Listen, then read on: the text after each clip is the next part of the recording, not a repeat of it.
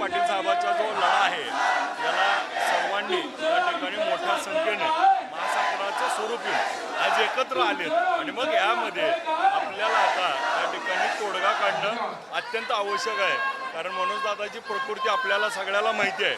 त्यामुळं सरकारने याच्यावरती लवकरात लवकर तोडगा काढून हे सरकार जे मागण्या त्या ठिकाणी मान्य केलेल्या आहेत त्या ठिकाणी पूर्ण कराव्या. ज्या पद्धतीने हे आंदोलन मुंबईमध्ये धडकलंय या आंदोलनाला गालबोट लावण्यासाठी सरकार प्रयत्न करतंय का?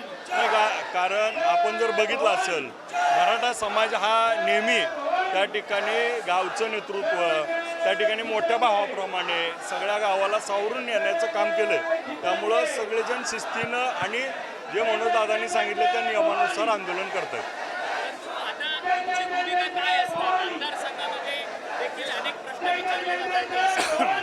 महाविकास आघाडी जर मनोज जरांगे पाटलांच्या आंदोलनाला पाठिंबा देते तर ओबीसी कोट्यातून मराठ्यांना आरक्षण देणं हीच भूमिका महाविकास आघाडीची आहे. नाही सगळ्यात महत्त्वाचं जे आश्वासनं सरकारनं दिलीत त्याची पूर्तता करणं हा त्या ठिकाणी पुन्हा एकदा लढा सुरू झाला आहे. मग सरकारनं आश्वासनं काय दिली होती याचं आत्मपरीक्षण करावं आणि ती पूर्ण करावी.